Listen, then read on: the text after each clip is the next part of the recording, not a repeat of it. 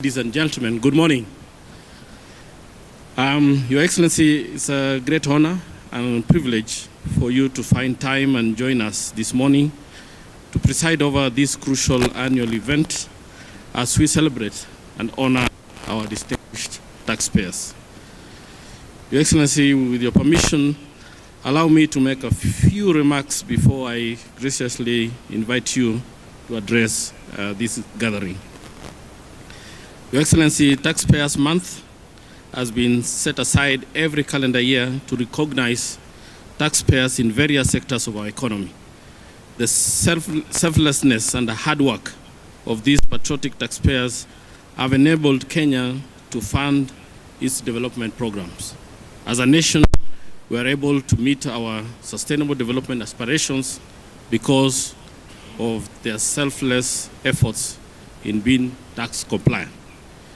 During this year's Taxpayers Month, we have engaged stakeholders from different sectors in order to make them appreciate the crucial role they play in enhancing our economic sovereignty. This approach has been informed by the need to facilitate taxpayers to undertake their tax obligation in order to voluntarily comply. I'm glad to note that the approach is bearing fruit, with more Kenyans embracing voluntary tax compliance as seen through the large numbers enrolling and filing their returns through the iTax platform. As has been noted, the 2018 Taxpayers Month activities have been driven by the theme expanding the tax base to enable the Big Four agenda. We need resources to fund the Big Four initiatives, which targets to provide universal health care, boost manufacturing activities, enhance food security, support provision of affordable houses needed by a majority of Kenyans. Your Excellency, we began the Taxpayers Month by unveiling the former Chief Justice and President of the Supreme Court, Honorable Dr. Justice Willy Mutunga, as our tax ambassador. We are humbled by his acceptance to champion domestic resource mobilization for Kenya's economic sovereignty. The Tax Ambassador Program will go a long way in helping us realize our revenue mandate.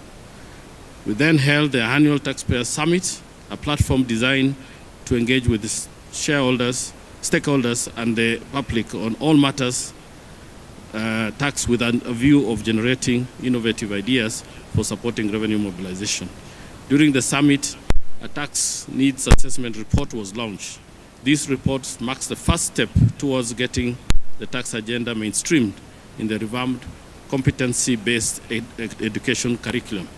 The report is a result of KRA's collaboration with the Kenya Institute of Curriculum Development to ensure that the tax culture is entrenched in the value system of our children.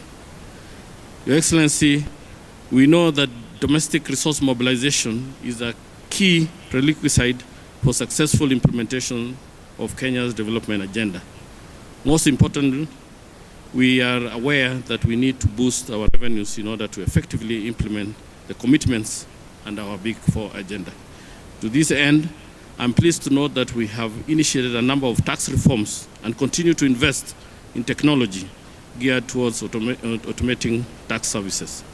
These reforms have not only made tax payment more convenient, but have also enhanced Kenya's attractiveness for investment from both local and foreign investments. Your Excellency, allow me to briefly highlight some of the legal and administrative reforms that we have initiated, which are targeted at improving tax compliance and expanding the tax base. First, we have already reviewed our tax legislations with a goal of modernizing and simplifying tax administration and expanding the tax base. In this pursuit, most of the tax statutes have been reviewed. Second, in June this year, we proposed key amendments to various tax laws with the overall goal of expanding the tax base, as well as raise tax compliance levels. Third, we have completed an overhaul of the Income Tax Act and prepared a new Income Tax Bill 2018. This bill is currently undergoing legal drafting by the Attorney General before seeking its approval from the Cabinet.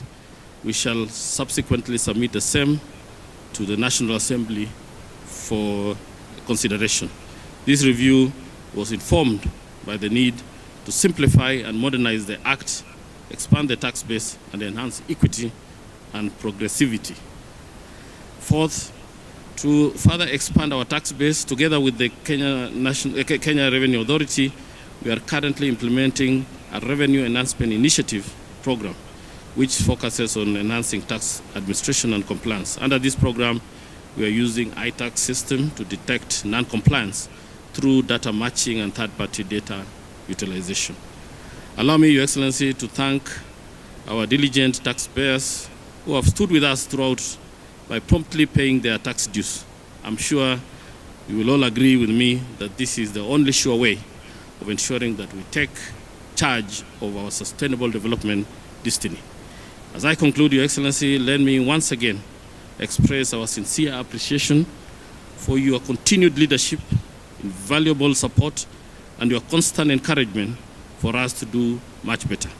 This is what drives our zeal, and we assure you of an equivocal commitment. With these remarks, Your Excellency, it's now my honor and